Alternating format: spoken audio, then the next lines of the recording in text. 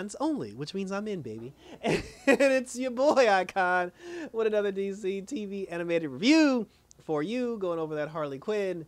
And this was both short and interesting at the same time. So Harley and Ivy are taking a break from their two jobs. Like, they're going to Las Vegas. And apparently Clayface, who we haven't seen in the first two episodes, he's in Las Vegas doing a show where he transforms into famous singers and performs their greatest hits in front of a live studio audience. Now, Clayface, apparently, he's been emailing Ivy this whole time about the show and emailing her about him getting her tickets. She ignored all of his emails. So now that she ignored his emails, she feels some kind of way about actually going to him in person and asking for the tickets, because then she'll have to admit that she never read his emails. And her pride, for some reason, kicked in, and her and Harley go to Vegas, and she spends the entire time in Vegas trying to get tickets in every way possible, except just flat out asking Clayface. Now, Harley, when they were there, they stayed at a villains-only hotel in Vegas, which is very uncomfortable for Harley because she's supposed to be on the side of good, and there's all this evil villainy going all over the place, so she doesn't know what to do. And then at one point, she just like wigged out and just got up and just removed herself from the entire place. King Shark was there because him and his wife, they're expecting a baby, and they're in Vegas, I guess, to celebrate the birth. So Harley, she's in the bathroom, and she's trying to figure out what the hell she's gonna do. And then, you know, Harleen Quinzel, because her original persona actually still talks to her through her subconscious and tell her that what she needs to do, because she's a member of the Bat family, she needs to come up with a secret identity. If she comes up with a secret identity, then she'll be able to do all the shit that she wants to do and doesn't have to worry about her hero persona being outed, being around all these villains.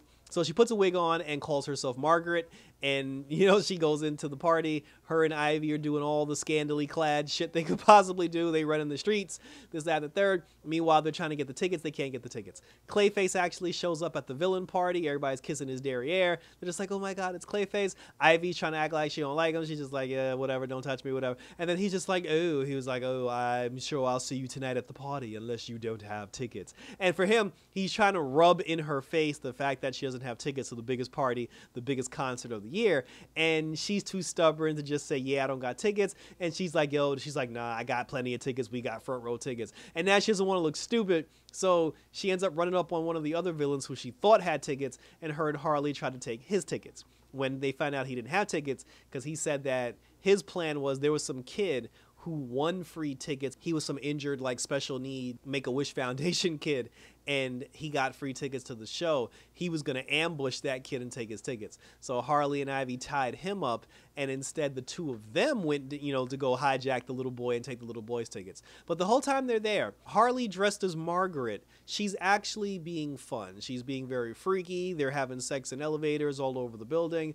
And Poison Ivy, she was just like, well, shit, when we go back to Gotham, can you bring Margaret with you? And she kind of like, there's going to be a thing about that later. I can see it coming now. So anyway, so they run up on the kid, and when they run up on the kid to try to steal the kid's concert tickets, the kid ends up being Clayface in disguise. And he's just like, oh, yes, I'm everywhere. He's like, I've transformed into all these people. And he was just like, all you had to do was just admit you didn't have tickets. And then he got offended, and then she got mad, and then the two of them got into this whole big thing. Now they're in a hotel, you know, having a clay versus plant fight. And while they're having this big, gigantic fight, there are actually innocent people who are at the hotel whose lives are in danger. And then Harley's kind of like, are we really having a fight over some tickets with all these innocent people around? And because they're villains, they're both like, yes. So then Harley, being conflicted, at the end of the day, her heroism kicked in. And then she ended up, you know, like tying up Poison Ivy. And then she talked Clayface down. And then after that, you know, she told Ivy, she's like, look, I'm sorry I tied you up. But she said that this escalated quickly. And if I'm supposed to be like a hero, like I need to like calm this shit down, and I need to like, you know, do things to actually protect people. So they're just like, and then Ivy was just like, well, you know, I was getting carried away, but you know, we do need to figure out what we're gonna do because you're on one side of the coin and I'm on the other. And then they had a nice little conversation about that. King Shark's wife ended up going into labor. They, you know, Ivy and Harley helped with the labor. He gave birth to 9 shark children.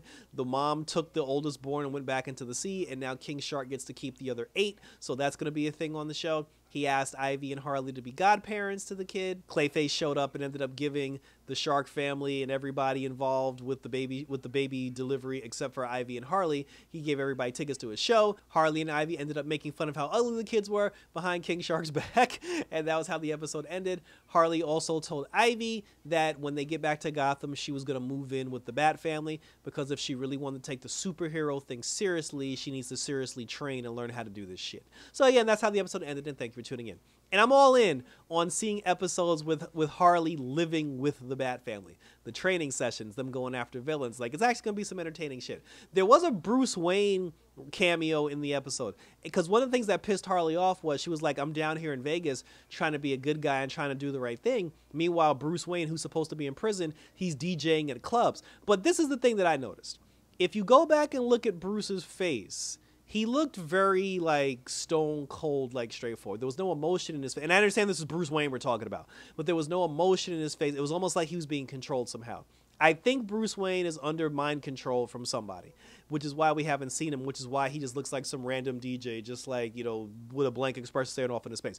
Bruce Wayne is under mind control by someone. Maybe Gorilla Grodd. Maybe what was the short guy, the mind guy, because all the characters aren't even here, because we got the Plant, we got King Shark, we just saw Clayface. What happened to the dude with the head with the mind shit? Like, you know, maybe he's controlled. Bruce Wayne is being controlled by somebody. Damn it, that's my call. So like I said, but share your questions, comments, and concerns. Are you happy that are you happy with the show so far? Now that we've got the 3rd episode out of the way, where do you think this season's gonna go? Do you think Bruce Wayne is being mind controlled somehow? And like I said, share your questions, and we'll continue to talk about it. Check out my other reviews, because I got Marvel Secret Invasion finale on the channel. That's the last time I'm gonna bring that up. I also have my adventures with Superman on the channel, and then for the love of God, we still got Warrior going strong, and Blue Beetle comes out in August, and we're still waiting for that Blue Beetle. So that was it, guys. So take care. Till next time, when you're in Vegas, look out for an icon, and we're out this.